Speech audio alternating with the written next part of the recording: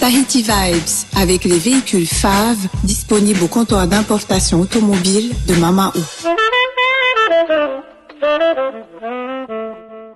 Yaorana et Maeva sur Iti FM dans votre émission Tahiti Vibes. Aujourd'hui, nous avons décidé de vous proposer une émission en partenariat avec le CEFI pour essayer d'expliquer et de simplifier un petit peu tout ce qui peut se dire, se croire et se raconter autour justement de cette nouvelle loi et des emplois protégés. On a le plaisir d'accueillir Valérie Cholet Yaorana. Donc tu es conseillère en entreprise au sein du CEFI. Et donc, t'es la bonne personne que j'avais besoin, envie pour nos auditeurs d'interviewer, tout simplement parce que on sait aujourd'hui il y a deux domaines sur lesquels il y a véritablement un emploi très protégé, c'est-à-dire plus de 10 ans de résidence sur le territoire. Oui. Ça concerne la santé, ça concerne aussi les métiers de la restauration et de l'hôtellerie. Alors la question, donc on va essayer de faire un petit peu, je reprends un peu tout ce que j'ai vu passer sur les réseaux sociaux, tout ça, pour essayer de simplifier les choses. On va pas revenir sur la loi, on va pas revenir sur le cadre, on va pas revenir sur tout ça, on va faire du pratico-pratique.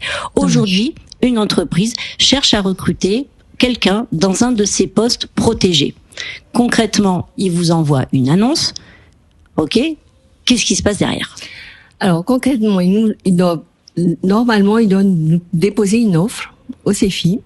Cette offre sera diffusée pendant 1 mois, donc elle a une durée de vie d'1 mois. Et à l'issue des 1 mois, si aucune personne ne s'est présentée pour cette offre, on lui délivre une attestation de carence. Par contre, si des personnes se sont positionnées sur l'offre, une liste de candidats sera envoyée à l'employeur et l'employeur doit nous faire un retour de toutes ces candidatures qu'il aura reçues. Voilà. Si aucune candidature ne correspond à son offre, une attestation de carence lui sera délivrée également. D'accord. Donc ça veut dire que pour accéder à ces annonces, il faut déjà, la première chose, être inscrite au CEFI, que ce soit en termes d'employeur, parce que il faut faire un petit dossier qui est somme toute assez rapide et qui est faisable en ligne. Et il y a aussi le fait d'encourager les gens à s'inscrire au CEFI. Tout à fait. Alors, on est là pour ça.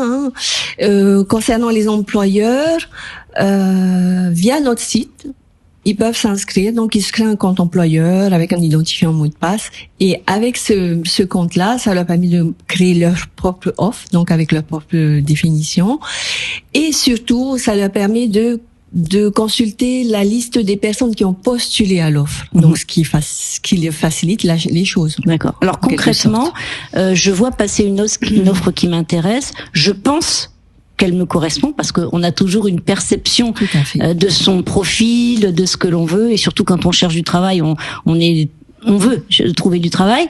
Donc je vois cette annonce qui m'intéresse, je postule. Qu'est-ce qui se passe?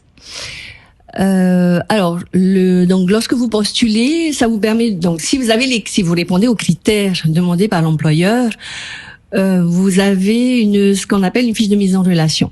Donc ça vous permet de consulter qui est l'employeur. Il faut savoir que nos offres sont anonymes. Si l'employeur souhaite qu'elle soit pas anonyme, on peut le faire, il n'y a pas de souci. Alors, une fois qu'il a postulé et qu'il voit l'employeur et que ça lui correspond, il doit déposer un CV, une lettre de motivation, en tout cas prendre contact avec l'employeur. On a quand même pas mal d'employeurs qui sont un peu déçus du retour de certains demandeurs parce qu'ils postulent, mais ils ne déposent pas de CV. Donc certains employeurs nous disent mais j'ai pas eu les retours espérés. J'en ai 30, mais j'en ai reçu que 2. Qu'est-ce qui se passe? Alors justement, la question que je me posais aussi techniquement, vous faites un premier tri quand même, vous vous assurez que la personne corresponde réellement à l'annonce? Exactement. Alors, en fait, c'est en fonction des critères de l'employeur. Si l'employeur me dit, je veux tel diplôme, tant d'années d'expérience, j'essaye de respecter au mieux ses exigences. Il peut y avoir des profils qui n'ont pas forcément le diplôme, mais qui ont l'expérience, donc on leur donne quand même la possibilité de consulter l'offre. Mais on essaye de respecter au maximum les exigences des employeurs, les critères de sélection, parce que l'employeur, s'il souhaite qu'on fasse un tri, c'est pas pour en faire un deuxième tri. D'accord.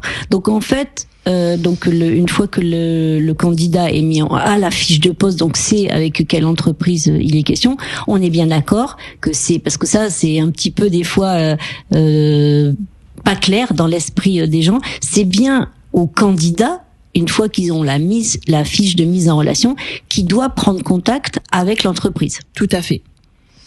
Tout à fait. C'est au candidat de prendre contact. C'est son choix. Oui. Il décide ou pas s'il dit, ben non, moi, j'ai les critères, mais l'employeur ne me correspond pas, ou c'est trop loin, ou c'est son choix. Alors les choses qu'on voit beaucoup aussi par rapport aux réseaux sociaux, et c'est aussi en ça, alors c'est pas tout à fait ton domaine puisque toi t'es vraiment sur le pan entreprise, mais néanmoins faut rassurer les candidats, leur dire qu'il y a un accompagnement. En préparant cette émission, on parlait de l'image qu'avait le CEFI. On n'est pas là pour dire bonne ou mauvaise. Il y a une image qui est ce qu'elle est. Il y a une volonté déjà depuis quelques mois de faire vraiment évoluer les choses. Aujourd'hui, c'est quoi le message que tu passerais justement aux candidats, enfin aux gens qui ne sont pas inscrits au CEFI, qui pourraient être dans ces domaines, parce que l'hôtellerie, la restauration, il y a quand même beaucoup de main d'œuvre qui est recherchée et pas forcément de la main d'œuvre hyper qualifiée.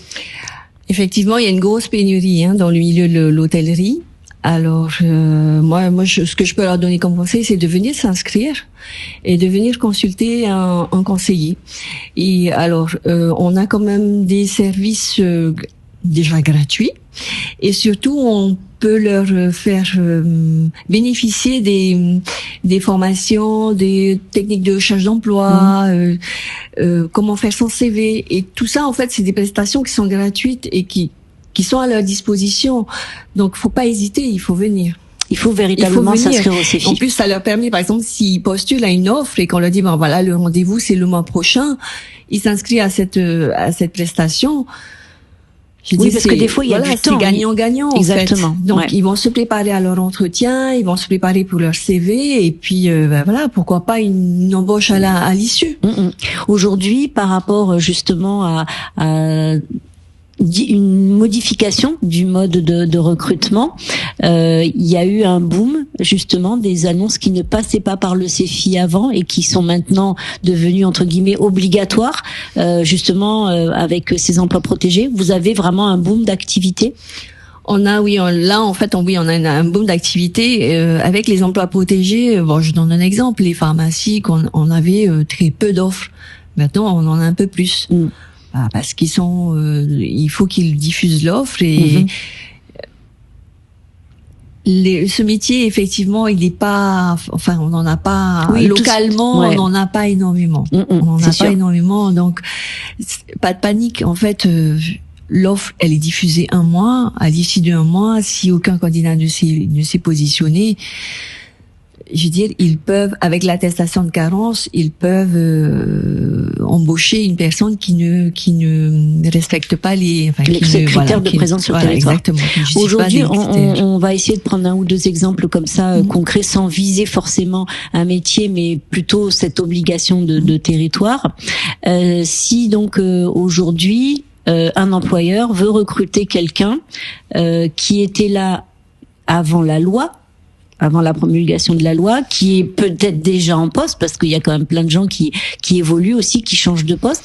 Concrètement, ça, c'est pour les employeurs que je pose cette question, ça doit se passer comment? Ils doivent quand même passer par le CEFI s'ils ont quelqu'un qui correspond en tout point au poste, parce qu'ils peuvent avoir déjà fait des recrutements avant la loi. Et est-ce qu'il y a l'obligation pour les employeurs, quel que soit,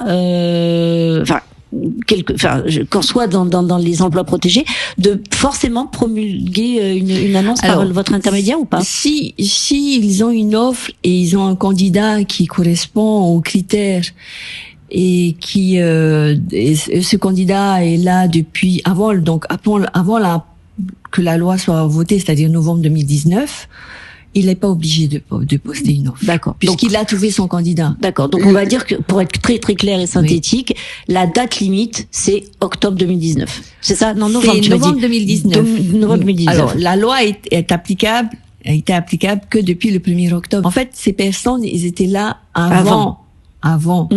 Donc, ils peuvent répondre aux critères. Voilà. Non, parce que c'est important, parce qu'il y a beaucoup de fantasmes. Forcément, les gens ont des croyances. Moi, j'aurais tendance à dire aux gens, allez au CEFI. Mais quand même, il faudrait qu'ils soient inscrits au CEFI. Non, mais c'est ça. Allez au CEFI pour vous inscrire. Parce que de toute façon, ça permet d'avoir les informations, ça permet d'avoir les informations, les pièces, de s'inscrire et d'être dans ce système. Alors, il faut qu'ils soient inscrits au CEFI. Bon, dans l'idéal, c'est qu'ils soient inscrits au CEFI avant novembre 2019. Et s'ils ne le sont pas, lorsque l'employeur va demander, va présenter cette candidature, étant donné que cette personne a peut-être déjà travaillé, a déjà eu des contrats, a déjà eu des contrats bien avant, son DN de la CPS c'est ce qui fait foi. Mais on va lui demander quand même une attestation sur l'honneur, une attestation de résidence. Ah oui, donc même si l'employeur, il faut quand même qu'il ait une attestation d'honneur. D'accord. Okay. Et ça, c'est des choses qui doivent quand même passer par le CEFI, ou c'est quelque chose que l'employeur doit obtenir de son candidat? Les deux, en fait. D'accord. Ok. Il faut quand même passer par le CEFI, quoi qu'il arrive. Il faut quand même passer par le CEFI. Pour que ça soit contrôlé. Oui. D'accord. Ok. Très bien. Comme ça, au moins, ça va être clair pour tout le monde. Voilà. Est-ce qu'il y a des choses qu'on n'a pas dites? Alors, au sujet des offres, donc on a un employeur qui cherche quelqu'un, qui est pas pressé, qui dit moi je cherche quelqu'un. Donc, un mois de diffusion. Notre exemple, un employeur dans l'urgence, donc un pharmacien qui cherche un pharmacien en urgence. Si mon pharmacien est malade, je veux le remplacer. Et je veux le remplacer, il est malade il va être hospitalisé. Et là, je l'ai su que là aujourd'hui. Donc là, on va déclencher ce qu'on appelle une offre urgente. Oui.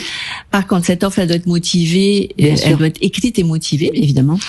Donc première étape, poster l'offre. Deuxième étape, nous envoyer un mail pour motiver l'urgence. Et en fait, l'urgence, l'offre est publiée 72 heures. D'accord, 72 heures. Pendant 72 heures. 72 heures à compter de la diffusion. D'accord, ok. Donc voilà. Eh bien, écoute, j'espère qu'on aura été déjà clair sur cette émission-là, qu'on aura un peu dédramatisé les choses. Dans tous les cas, le conseil, c'est toujours le même. Allez vous inscrire au CEFI. De toute façon, c'est pas payant, ça n'oblige pas à grand-chose, si ce n'est à avoir des conseils, de l'aide, etc. Exactement. Et c'est surtout que ça va vous permettre, parce qu'il y a des gens qui sont sans emploi, qui sont nés ici, qui sont natifs ici, donc ça leur permettra de rentrer justement dans ce circuit d'emploi protégé, parce que là on est allé sur l'exemple du pharmacien, mais il y a quand même l'hôtellerie et la restauration où ça souffre beaucoup d'une pénurie de main d'œuvre. Tu confirmes? Et je confirme. Je confirme. Bon, suite à l'éloignement, et en fait je pense que c'est le Covid qui nous a fait beaucoup de mal. Ouais. Exactement. Le Covid nous a fait beaucoup de mal. Eh ben, écoute, je te remercie d'être venu jusqu'à nous. Je t'en prie. On encourage nos auditeurs à vous retrouver sur Facebook et Instagram, donc le CEFI ou le service de l'emploi, pour retrouver justement toutes ces annonces. On espère que du coup, ça vous aura permis de comprendre un peu plus les enjeux, de voir ce qu'il en est. Et puis, de toute façon, il y a une équipe derrière les pages Facebook et les pages Instagram qui sont très réactives et très sympas et qui auront plaisir à vous renseigner si vous avez des questions précises. Et qui n'hésitent pas à consulter le site. On a pas mal d'informations pour eux et on est là aussi par mail, par téléphone. On est disponible à toute heure. À toute heure du bureau. Non, parce que ne n'appelez pas le samedi. Bien sûr, bien sûr. Merci à toi d'être venu jusqu'à nous. Passez tous une belle journée sur ITFM. Nana. Au revoir. Tahiti Vibes, avec les véhicules FAV disponibles au comptoir d'importation automobile de Mama Ou.